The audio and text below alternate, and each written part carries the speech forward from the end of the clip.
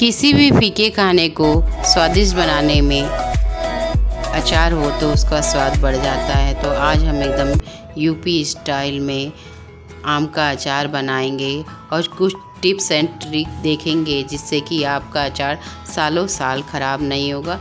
चलिए शुरू करते हैं। यहाँ पर मैंने 3 किलो आम लिया है। आम कटाकर हमने बाज़ार से ही ले लिया हुआ है। गांव में अक्सर कटाया जाता है पर हमने यहाँ पर कटाकर 3 किलो आम लिया हुआ है। उसे अच्छे से हमने आधे घंटे के लिए पानी में इस तरह से भिगो के रखा। फिर 2-3 पानी धोकर अच्छे से हमें इसे, अगर आप धूप है तो 2 घंटे के लिए रखें, नहीं तो आप इसे रात भर के लिए पंखे के नीचे रख सकते हैं। 2-3 घंटे रखेंगे जिससे कि अच्छे से आम सूख जाए। तो यहाँ पर मैंने थोड़ा सा धूप में डालकर रख दिया था 2 घंटे के लिए, तो अच्छे से सूख गया। और उसके बाद हमें इसमें थोड़े समय के लिए एक डब्बे में हमें इसे, पानी बिल्कुल भी नहीं होना चाहिए, एक डब्बे में डाल देना है। उसी में हल्दी और नमक मिला के थोड़े टाइम के लिए, कम से कम 2 से 3 घंटे इसे धूप में रखना है जिससे कि ये इसमें पानी छोड़ दे, जो एक्स्ट्रा पानी हो उसे निकल जाए। तो यहाँ पर मैंने हल्दी और नमक मिलाकर, आम की हर पीस में हल्दी और नमक लग जाना चाहिए।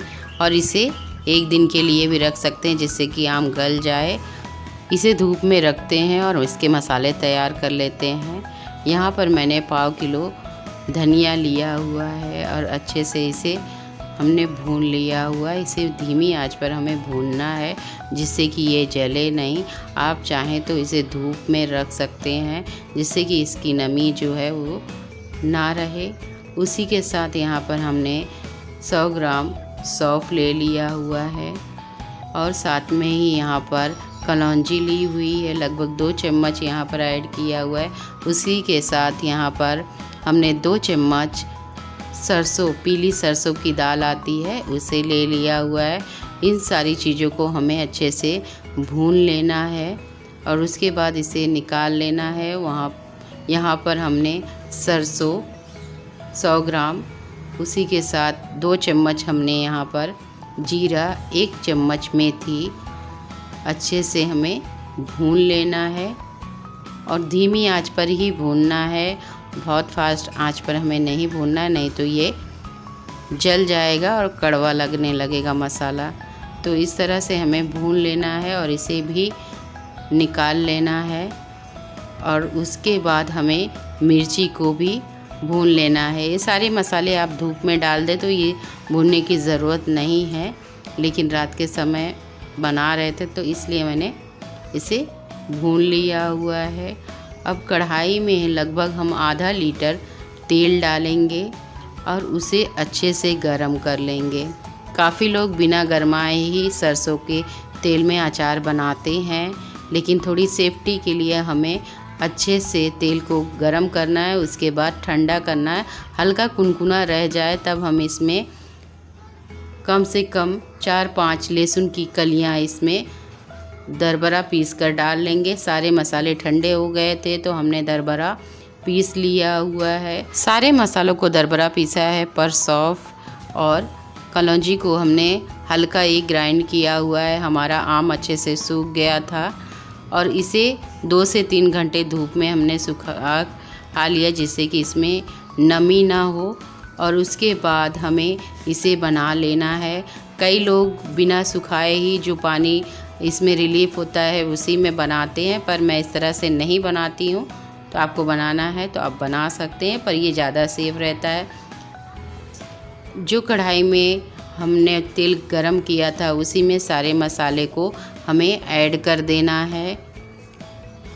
सरसों, धनिया, मिर्ची, और उसी के साथ हमें यहाँ पर थोड़े और भी मसाले ऐड करना है। जो हमने खड़े मसाले थोड़े रखे थे उसे भी इसमें इसी समय ऐड कर देंगे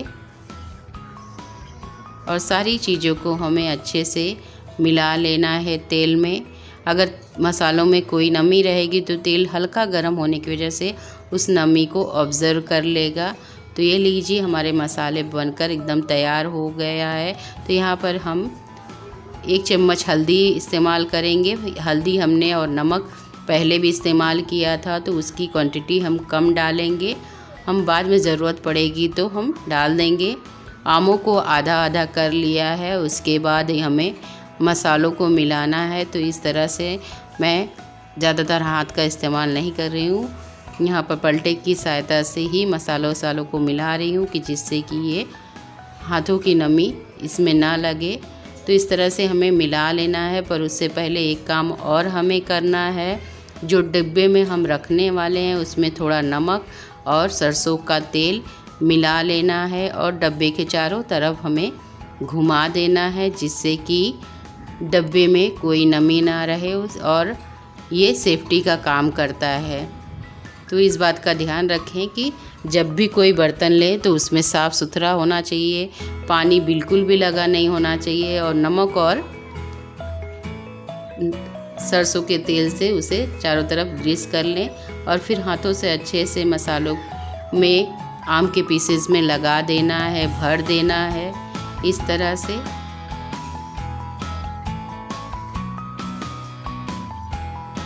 अब ये देखिए इस तरह से हमें भरना है।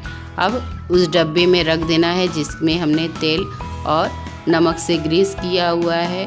इसी तरह से पूरे आम के पीसेस को मसालों में अच्छे से मिला देना है और उसे डब्बे में भर देना है। और इस तरह से पतले कपड़े से हमें ढककर 2 से 3 दिन धूप देनी है। और उसके बाद एक मैंने बड़े बर्तन में डाला था तो उसे शिफ्ट करना है, लेकिन उसमें भी फिर वापस से हमें, अचार में वैसे भी नमक ज़्यादा रहे तो ज़्यादा उसकी सेल्फ लाइफ बढ़ जाती है। तो यहाँ पर मैंने थोड़ा नमक और तेल डालकर सरसों का इस तरह से फिर से ग्रीस कर लिया डब्बे को।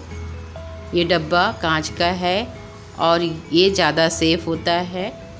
तो इस तरह से हमें अचार के डब्बे में अचार को भर लेना है। और ये लीजिए हमारा अचार आम का तैयार है, एकदम ही देसी स्टाइल में हमने बनाया हुआ है। इसमें कुछ चीज़ें और भी ऐड करनी है तो मैं आपको आगे बताऊंगी। अगर आपको मेरी रेसिपी पसंद आ रही हो तो मेरे रेसिपी को लाइक, सब्सक्राइब, शेयर ज़रूर कीजिए। ये खास ट्रिक है जो आम के अचार की सेल्फ लाइफ बढ़ा देती है। यहाँ पर मैंने एक पलटा लगभग 2-3 चम्मच विनेगर डाल दिया हुआ है, साथ में ही नमक और सरसों का तेल डाला हुआ है, जिससे कि इसकी लाइफ बढ़ जाएगी। आम का अचार बिल्कुल भी ख़राब नहीं होगा, सालों साल ये चलेगा। आपको कैसी लगी ये रेसिपी प्लीज़ कमेंट करें। आप एक बार ज़रूर इसे अपने घर में बनाएं और मुझे अपने एक्सपीरियंस शेयर करें। आई होप आपको ये रेसिपी पसंद आई होगी। पसंद आई हो तो मेरे चैनल को लाइक, सब्सक्राइब, शेयर ज़रूर कीजिए। मिलते हैं अपनी एक नई रेसिपी में।